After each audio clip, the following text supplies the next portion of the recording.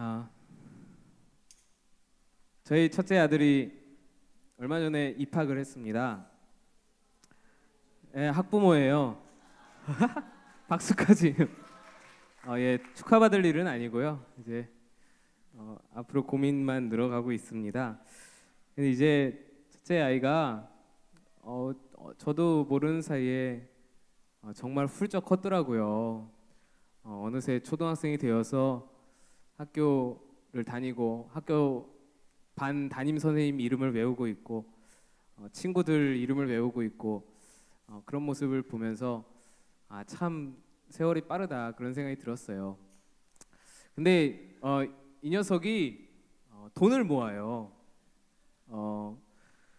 지난번 세뱃돈도 한 푼도 단 한 푼도 저희한테 넘어온 거 없고요. 다 아이가 챙겼어요. 자기 이름으로 계좌를 만들었어요. 예, 요즘에는 어린이집에서도 그런 있어요. 그래서 어린이집에서 아이들을 위해서 엄마들이 돈 뺏어가지 못하도록 통장을 아예 만들어줘요. 예. 그래서 이게 통장이 있어서요.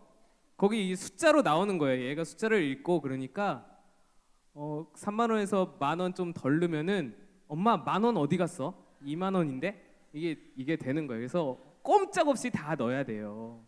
자기가 얼마 받았는지 다 세고 거기다 다 넣어주고 자기 자산 관리를 합니다. 8살이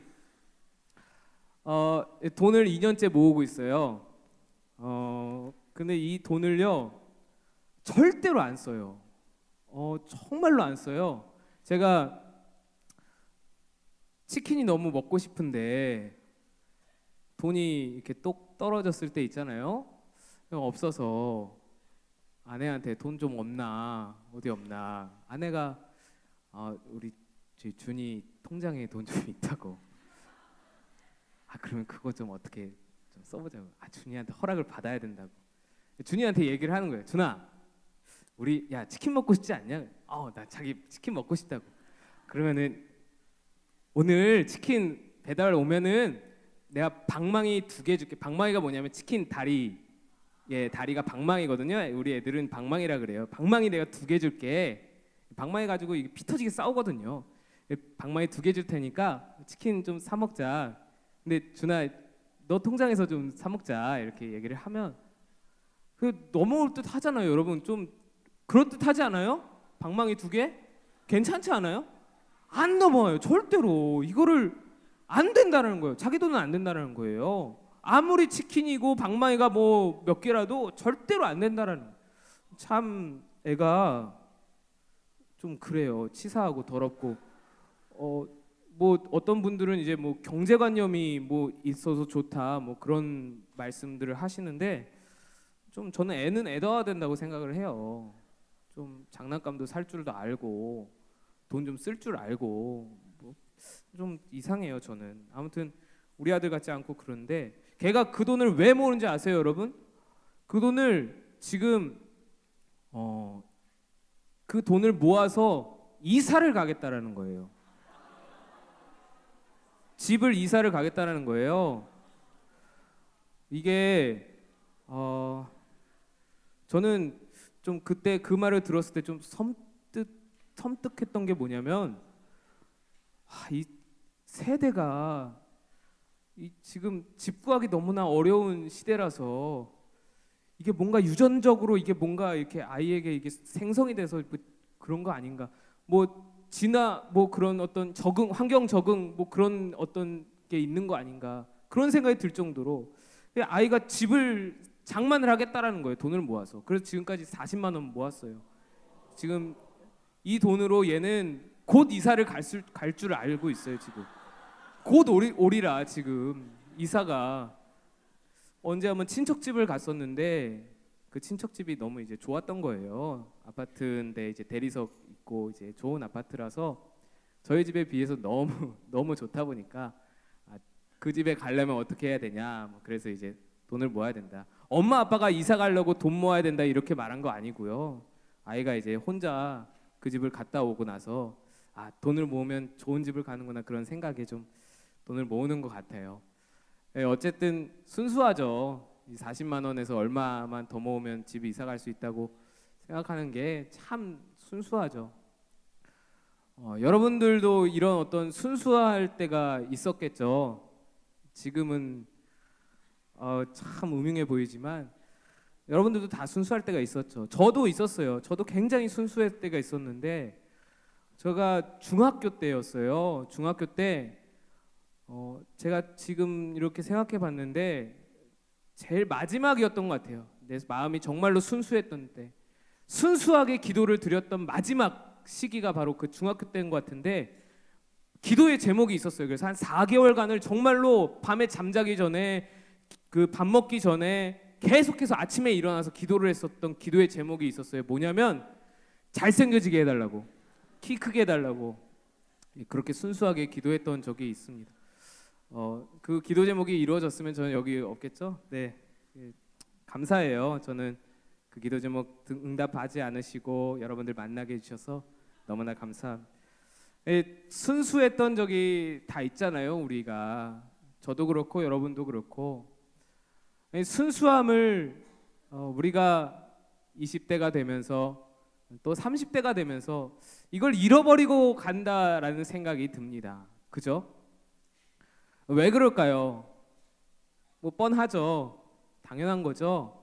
이제 세상을 알아가고 세상의 어떤 가치관을 조금씩 깨달아가고 세상의 가치관을 조금씩 접하면서 이제 순수함을 잃어가는 것이겠죠.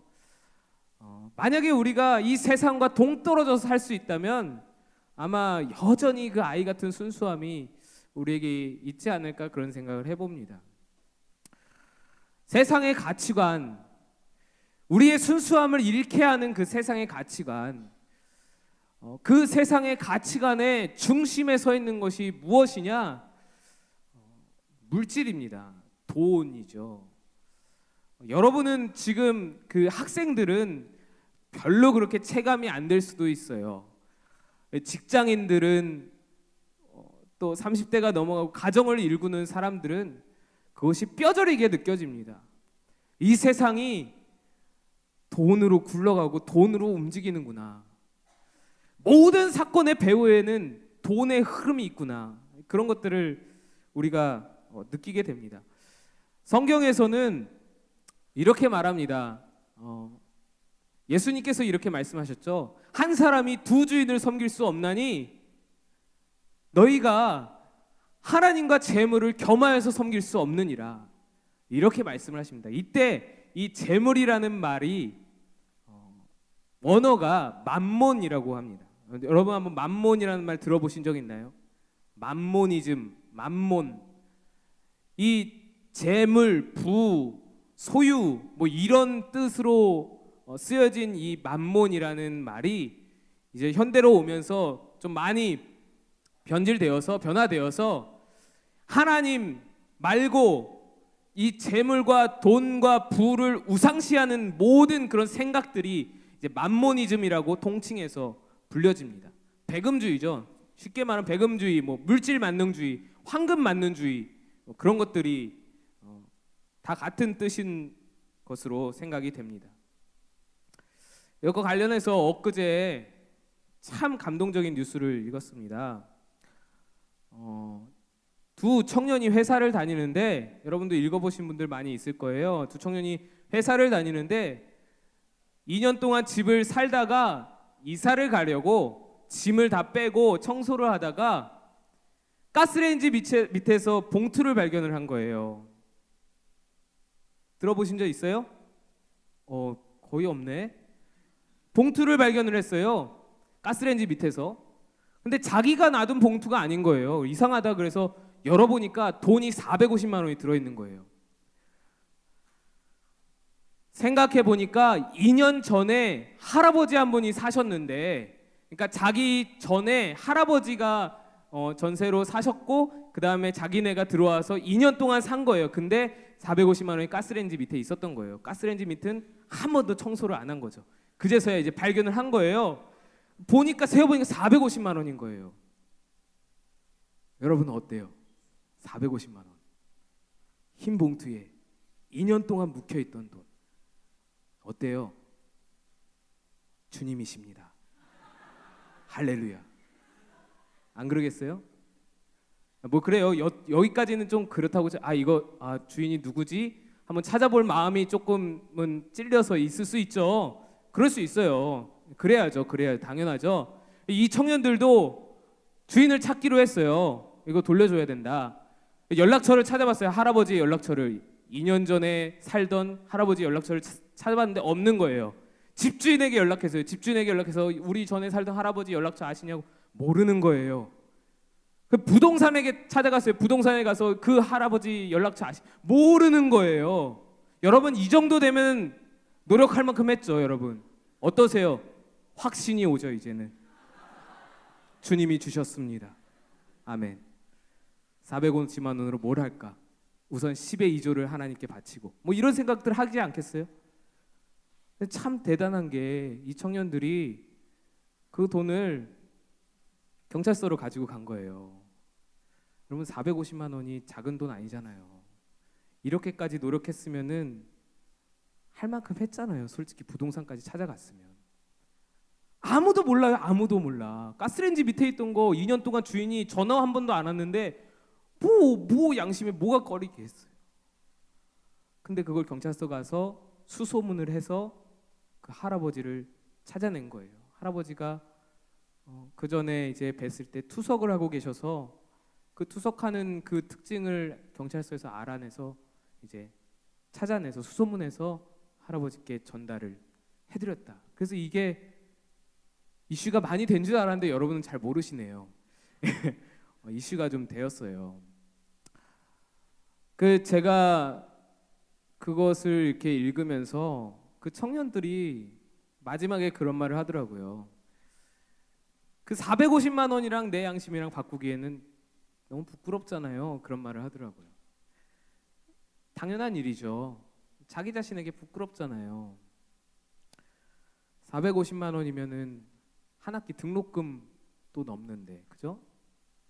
우리가 사고 싶은 거 지금 사고 싶은 그 구매 그 뭐라 그러죠? 장바구니에 넣어놓은 사고 싶은 것들 다 사고도 남음이 있는 큰 돈인데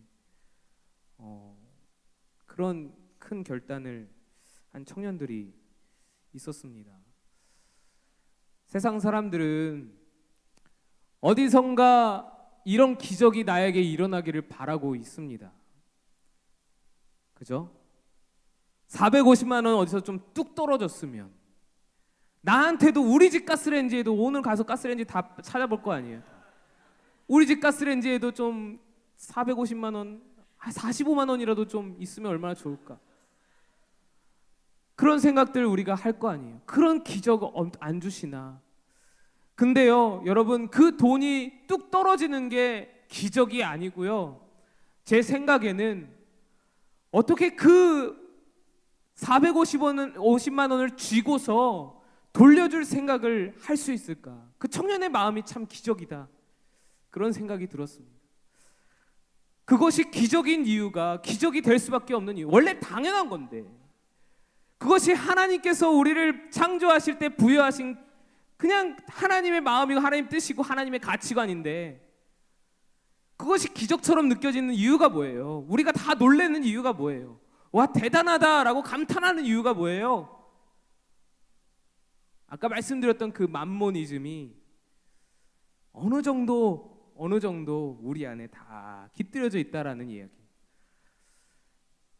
450만 원이라는 돈이 우리 양심과 저울질 해봤을 때 어느 정도 무게가 쏠릴 수 있는 그런 마음들이 우리 안에 다 있다라는 것입니다.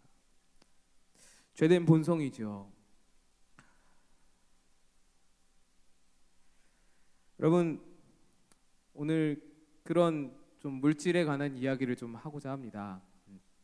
여러분 돈이 왜 돈인 줄 아세요? 돈 돌고 돌아서 돈이거든요.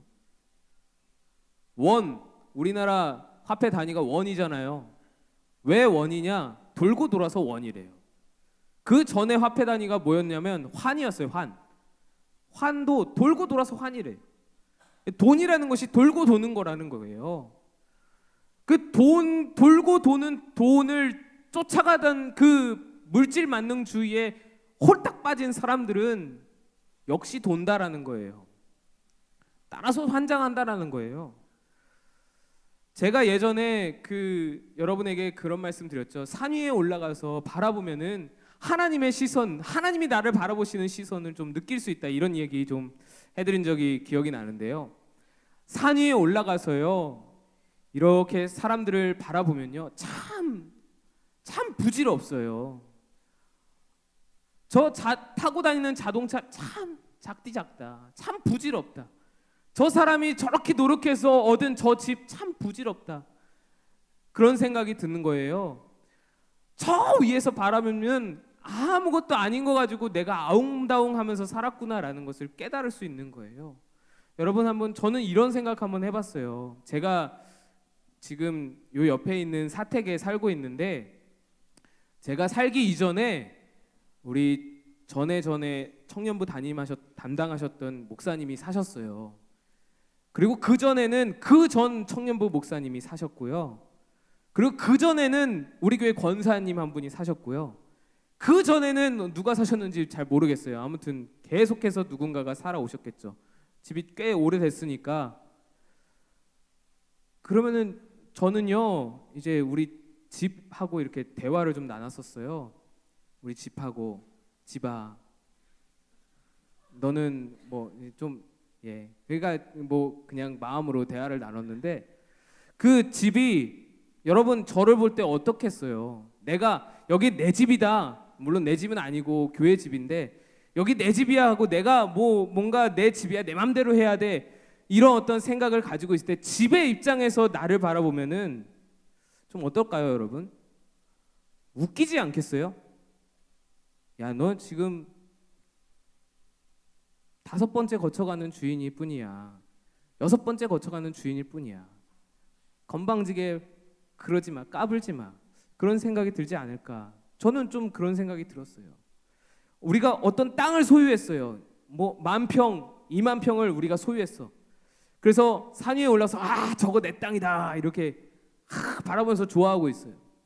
근데 그 땅에 심겨진 나무들, 그 땅에 박혀있는 돌들이 그 주인인 그 사람을 바라볼 때 어떨까요? 수만 년, 수천 년을 이어져 내려오는 그 땅이 수십 번, 수백 번 주인이 바뀌었을 텐데, 그 땅을 소유했다고 좋아하고 있는 그 사람을 바라보면서 어떨까요? 제가 말하는 건요, 실제로 집이 나한테 말했다는 게 아니라, 실제로 땅이 우리에게 말한다는 것이 아니라 하나님의 음성이라는 거예요. 그것이 하나님의 음성이라는 거예요. 하나님이 저 위에서 바라보실 때 내가 가지고 있는 지금 내 차, 와 좋다. 내가 가지고 있는 내 집, 내 재산, 내 무슨 학력, 내 모든 스펙, 내가 쌓아놓은 모든 것이 하나님 보실 때 별것 아니라는 거예요. 그거 다 전에 있던 사람들도 다 가졌던 거고, 이제 곧 바뀔 거야. 이제 곧 넘어가는 거야. 그거 가지고 굉장히 아웅다웅, 아둥바둥 막 목매고 부질없다라는 거예요. 부질없다라는 거예요. 그렇다고 우리가 모든 속세를 버리고 산으로 들어가자, 이런 얘기가 아니라, 하나님의 시선에서 좀 우리의 소유와 이 시대를 좀 바라볼 필요가 있다라는 것입니다. 세상이 계속해서 이 가치관으로 공격하고 있습니다. 우리를요, 이 세상의 가치관으로, 이 배금주의, 이 물질 만능주의로 우리를 계속해서 끊임없이 공격합니다. 돈이면 다 된다. 돈이면 다 된다. 돈이 최고다. 끊임없이 우리를 공격하고 있습니다. 소유해라. 소유가 최고다. 가져야지. 차 사라. 집 사라. 그것이 최고다. 이 세상 가치관이 계속해서 우리에게 끊임없이 그렇게 말하고 있습니다. 외치고 있습니다. 오늘 본문에 다윗과 골리앗이라는, 여러분 너무나도 잘 아시는 이야기가 나옵니다. 다윗과 골리앗, 어린애도 다 알죠. 세상 사람도 다 아는 이야기죠. 이 다윗이 골리앗을 쓰러뜨리는 장면은요, 너무나도 이 희대의 명장면이죠. 대단한 장면이죠. 연약한 소년이 저희 아들만한 10대의 그 굉장한 연약한 작디 작은 그런 소년이 최용만보다도 훨씬 큰 거인을 쓰러뜨리는 그런 장면이지 않습니까? 놀라운 장면이죠. 계란으로 바위치기인데 계란이 바위를 이긴 정말로 희대의 명장면이죠. 이 다윗이 오늘 그 전쟁터에 나왔잖아요. 근데 이 다윗이 군인이라서 나온 게 아니에요. 뭐 군사훈련을 받고 나온 게 아니에요, 여러분. 용사로서 나온 게 아니고요. 병사로서 나온 것이 아니에요. 그냥 아버지가 형들이 7인데 그 7이 전쟁터에서 싸우고 있으니까 형들에게 먹을 것 좀 갖다 줘라. 도시락 좀 갖다 줘라. 고생하고 있는 형들 좀 네가 좀 이것 좀 갖다 줘라 하고 아버지 심부름 온 거예요. 심부름으로 전쟁터에 형들 만나서 음식도 전해주고 그러고 있는데 형들이 막 혼을 내는 거예요. 이 버르장머리 없는 놈아, 이 건방진 놈아, 너 여기가 어딘 줄 알고 왔느냐? 아니 아버지 심부름 왔는데 왜? 그리고 형이 계속 혼내는 거예요. 건방지고 이 교만한 놈아 막 그러면서 네가 여기 구경하러 왔구나. 그래서 막 혼을 내요. 형은 다윗에 대해서 전혀 모르고 있는 거죠. 다윗이 앞으로 어떻게 무슨 일을 일으킬지 아무것도 모르고 있는 거예요. 누가 알겠어요. 그 상황에서 아무도 사울도 모든 이스라엘 백성도 다윗이 그런 인물이라는 거는 아무도 몰랐죠. 알아보지 못했어요. 왜? 겉으로 보니까 당연하죠. 우리라도 그렇죠. 아버지마저도 다윗을 알아보지 못했어요. 그 이 전장에 사무엘이 아버지를 찾아가서 이새의 집을 찾아가서 다윗의 집을 찾아가서 그 형제들 중에 이제 두 번째 왕으로 세울 사람을 찾는 장면이 나오는데 거기에 다윗의 아버지가 모든 형제들을 다 불러 세웠는데 다윗을 빠뜨렸어요. 사무엘이 이 사람 저 사람 보다가 하나님이 다 아니라 그러니까 누구 더 없느냐 했을 때 그제서야 막내가 있는데 양치고 있다고 이렇게 아버지가 얘기해요. 아버지 보실 때는 다윗은 전혀 인물이 아닌 거예요. 전혀 여기 사무엘 앞에 지금 서 있을 그런 사람이 아닌 거예요. 너는 양이나 쳐라라는 거예요. 여기서 우리 막내가 있는데 라고 쓰인 그 막내라는 단어가 원어로는 하찮다라는 얘기예요. 차는 이라는 거예요. 하찮은 이라는 거예요. 다윗이 걔는 하찮은 애예요. 별 볼 일 없는 애예요 라는 거예요. 부모에게도 형제에게도 모든 사람에게도 무시당한 그런 어린애였습니다. 연약한 사람이었죠.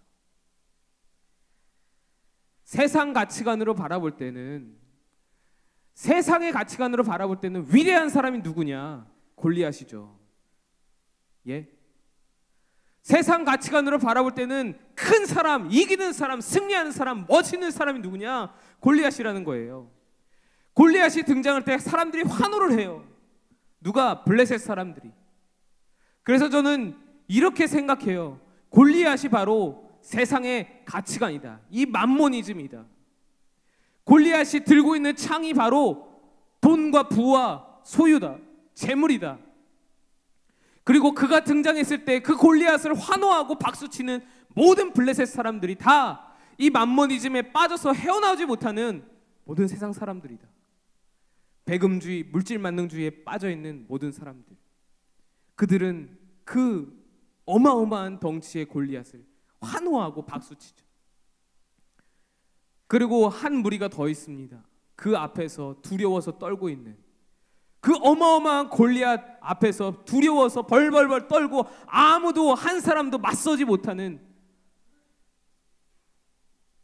이 세상의 가치관 앞에서 하나님의 가치관이 어떻게 이 세상 가치관을 무너뜨릴 수 없어서 세상 가치관에 맞서지 못해서 두려워 떨고 있는 하나님의 사람들로 제게는 보였습니다. 세상의 가치관이 너무 어마어마하게 내 앞을 가로막고 있어서 그 앞에서 아무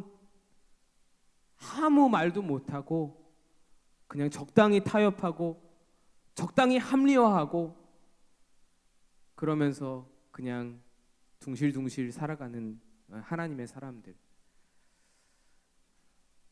그것이 바로 이스라엘 백성이 아닐까. 사람들은 다윗을 다 못 알아보는 그 상황 가운데서 하나님께서는 다윗을 알아보셨습니다. 하나님이 그렇게 말씀하시죠. 사람은 외모를 보거니와 나 여호와는 중심을 보는 하나님이다. 하나님이 다윗을 알아보셨습니다. 저 높은 곳에서 뭐 집 있다고 좋아하는, 뭐 차 있다고 좋아하는 그런 사람들은 하나님이 보지도 듣지도 생각지도 않으시지만 그 다윗의 마음, 그 중심은 하나님이 기쁘게 여기셔서 다윗을 부르셨다라는 거죠. 골리앗과 맞설 사람이 단 한 사람도 없는데 이스라엘 수많은 백성들 중에서, 수많은 용사들 중에서 사울 왕처럼 멋진 노투구와 멋진 갑옷을 가지고 있는 그 사람들도 아무도 다윗 골리앗과 맞설 수 없는데, 그것 하나 없는, 훈련도 제대로 받지 못한 다윗은 하나님이 부르신 것입니다.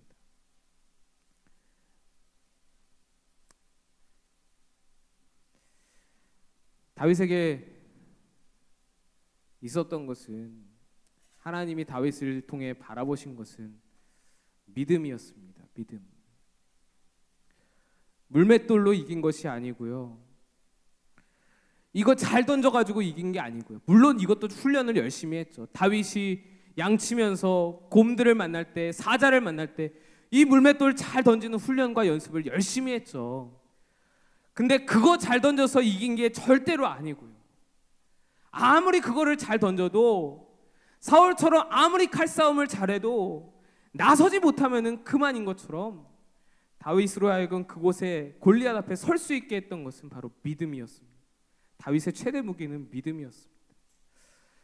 골리앗이라는 맘모니즘이라는 그 어마어마한 세상의 가치관이 우리 앞에 있습니다. 여러분, 어떻게 이걸 이기고 어떻게 이것에 맞서겠습니까? 우리가 하나님의 가치관으로 이 세상을 좀 바꿔가면서 살아야 되지 않겠습니까? 하나님의 가치관, 세상의 가치관 말고 하나님이 원하시는 가치관으로 세상에 좀 심으면서 살아가야 되지 않겠습니까? 그 골리앗을 무엇으로 맞설 수 있겠냐는 거죠.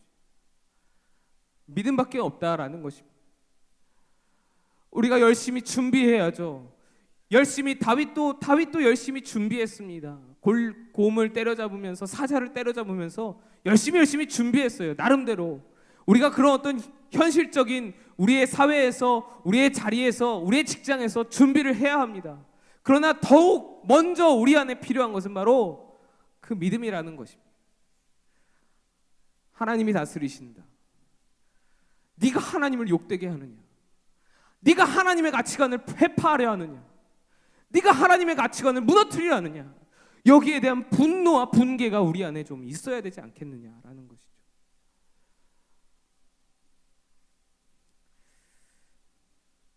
사람들은 말합니다. 내가 어떻게 골리앗을 맞설 수 있나요?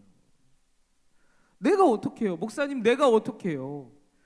세상의 가치관, 그래요, 그거 무너뜨려야죠. 근데 나는 아니죠. 나는 아닐 거예요. 우리 안에 그런 생각들이 있죠. 근데 그거는 사람의 눈으로 바라볼 때잖아요. 다윗의 아버지 이새의 눈으로 바라볼 때 그런 거죠. 하찮은 존재라고, 막내라고. 형들의 눈으로 바라볼 때 그런 거죠. 너 장난치러 왔냐고, 구경하러 왔냐고. 하나님의 눈으로 우리 안에 중요한 것이 무엇인지를 깨달을 수 있어야 합니다. 우리 안에 중요한 것, 우리 내면에 중요한 것, 우리 안에 가치 있는 것, 하나님의 가치관으로 나를 제대로 세우고 세상으로 나아가서 세상의 가치관, 세상의 그 맘모니즘, 배금주의, 이런 것들을 좀 무너뜨릴 수 있는, 승리할 수 있는, 그것과 맞서 싸워서 승리할 수 있는 그런 우리 모든 청년부들이 되었으면 좋겠습니다. 하나님의 이름으로 승리하시기를 바랍니다. 아멘. 우리 함께 일어나서 찬양하도록 하겠습니다.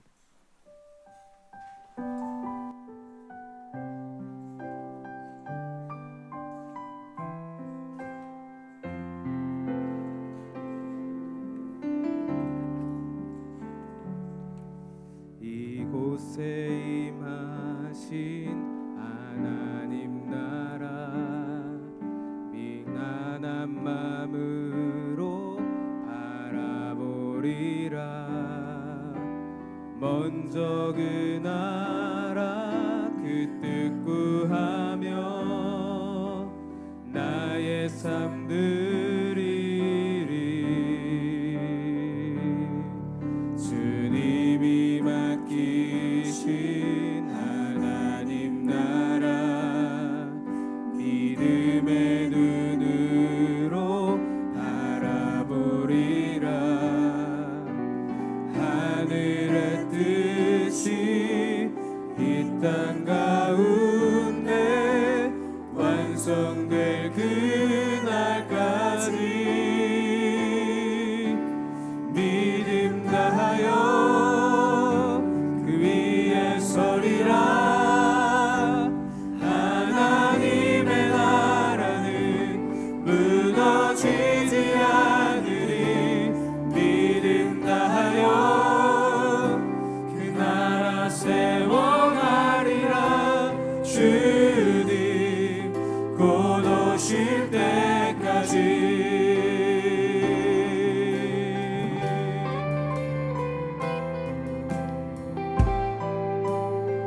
다시 한번 찬양합니다. 이곳에 임하신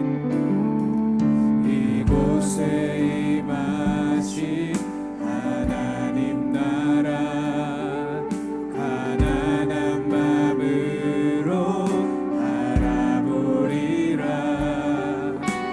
먼저 그 나라 그 뜻 구하며 나의 삶 누리리. 주님이 맡기신 하나님 나라 믿음의 눈으로 바라보리라. 하늘의 뜻이 이 땅 가운데 완성될 그날까지 믿음 다하여 그 위에 서리라. 하나님의 나라는 무너지지 않으리. 믿음 다하여 그 나라 세워가리라. 주님 곧 오실 때까지 믿음 다하여 그 위에 서리라. 하나님의 나라는 무너지지 않으리. 믿음 다하여 그 나라 세워가리라. 주님 곧 오실 때까지. 이 시간 우리 하나님 아버지 앞에 기도합시다. 여러분, 우리는 선택의 갈림길에 있습니다. 다윗처럼 그 거대한 골리앗 앞에 맞서 싸우느냐, 믿음으로 맞서 서느냐, 아니면 두려워서 피하고 움츠러든 이스라엘 백성처럼 그저 적당히 협상하고 타협하는 그런 삶을 살아가느냐, 아니면 심지어는 그 골리앗을 환호하고 그 세상 가치관을 환호하고 그것에 함몰된 삶을 살아가느냐. 지금 우리는 그 선택의 갈림길에 서 있습니다. 오늘 이 시간 함께 기도할 때에 하나님, 내가 다윗이 되게 하여 주시옵소서. 하나님을 향한 믿음을 가지고, 굳건한 믿음을 가지고 이 세상 가운데서 세상 가치관에 그 모든 완악한 가치관으로 무너져가는 이 세상 가운데서 오직 유일한 한 사람, 하나님이 찾으시는 한 사람으로 하나님의 가치관을 세워가는 내가 되게 하여 주시옵소서. 이 시간 내가 다윗이 되게 해달라고 하나님 아버지 앞에 주여 한번 간절히 부르짖고 기도하겠습니다. 주여